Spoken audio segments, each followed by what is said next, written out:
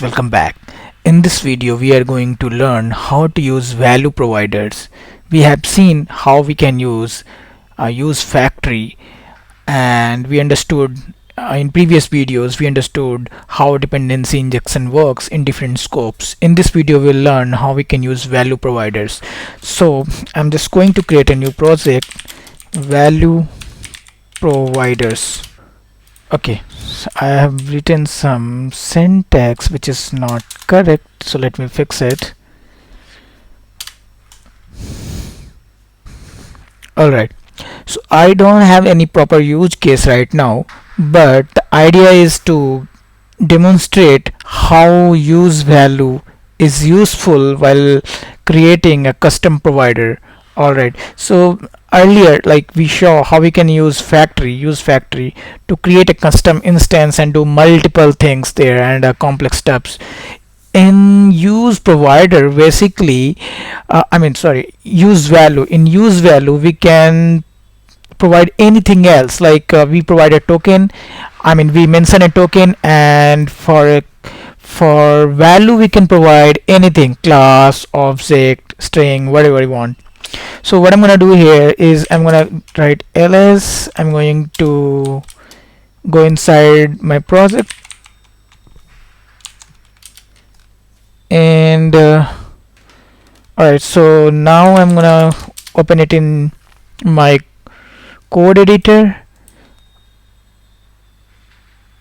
Alright, so I have my code editor open, and what I'm gonna do first is I'm gonna go in app.module, which has by default app controller and app service. So what I'm going to do here is I'm going to create a custom provider here. I will leave app service as it is, and I'm going to create a custom provider, and I will name it so imagine you are creating a config, you can say you are creating a config module, and you want to provide some configuration settings. You want to wherever we import that config module, we can get all the environment settings and all. So for now, what I'm gonna do is I'm gonna just pass all the options, configuration options here, and we can use these options anywhere in the project wherever we import it. So it's just a basic use case. You can use it for any purpose. I'm just going to give you a generic idea how it works. So let's say use value. I'm gonna use value instead of use factory. So we saw how we use factory. Now we are going to use value, and here what I'm gonna do is I'm gonna use one object. So I'm going to use one object, let's say my custom property, anything.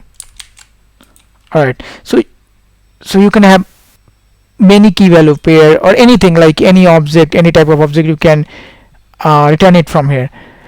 And so now what NestJS will do, NestJS will create a token with this name, and whenever we inject this token anywhere in our application where we are importing this, if we are importing it in directly in here, then if here in this app module service or anywhere we try to inject this, we can get this value directly. So let's try to create one service. So what I'm gonna do, I'm going to create NestJS config. So I hope it shouldn't create folder. Let it be a folder. Or what I can do is I just can create it just at the root src folder. So what I'm gonna do, I'm going to write NSJS config no spec and flat. Alright, so now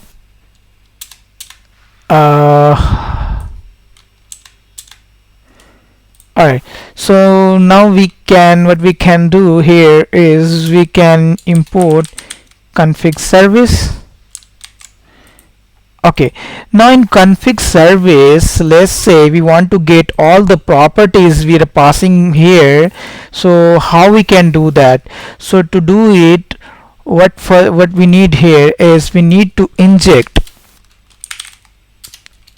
this token. So for this app module,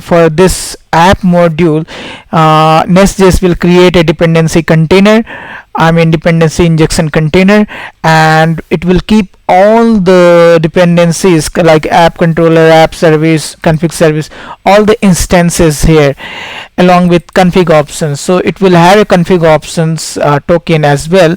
So if we request for the value whatever, like if we request for this one, so we are going to get this value. So let's do one thing, and I'm just gonna initialize this constructor. So I will write inject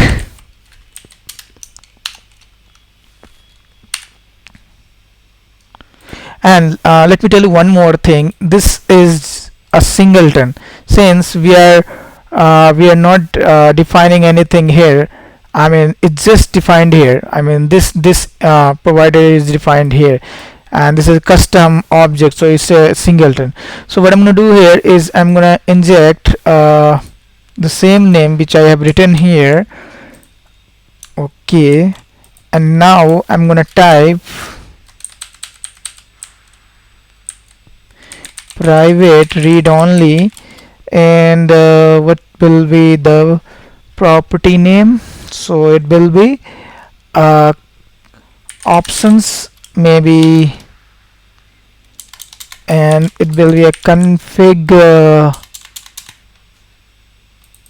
How we can define this? So it's type, we have not created any type for this, so we can put it like this. And let's say if we have multiple keys here, let's say key 1, key 2, key 3, how we can put type here? Okay, so let's say we have multiple property here, key 1, my custom property 1, and let's say I have property 2, key 2, this is my custom property 2, and then so on. So how we can define the type here? So for that I can also do this way. I can just define the types here as well. Config options. Okay, type config options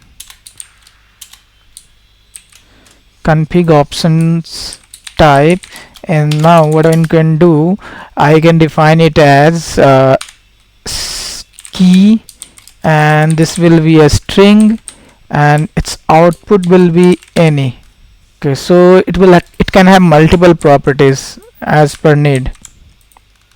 So what will happen is, like this is just for the type. So options will have whatever we are passing here, since the NestJS will provide this value, and it will be injected at runtime when this instance will be created. So get property. So I'm going to create this method, and what I'm going to do is I'm going to pass key string, and what I'm going to do here is I'm going to return options key. Okay, so this options we can access with this property. Now in controller I'm going to create a basic @get endpoint. Here what I need, get property value, and this what I can do is I need to inject private read only, and config service, and here I can add config service, and now this dot config service I can access get property value, and let's say I want to get one property at rate query, at rate query, and here I want key and its name will be key. Let's say I want to pass this here, and now I can get it in return, or instead of like I can just return it properly like value and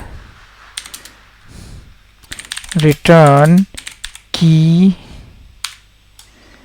and I can turn this way as well, key and value.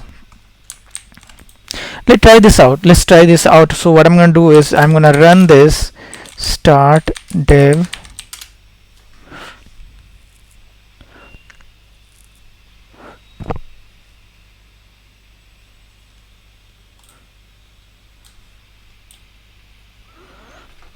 localhost 3000, and I'm gonna pass.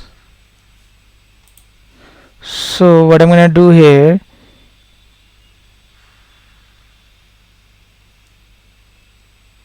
okay, so I can define its type as well, and here for the controller I want to get provide it as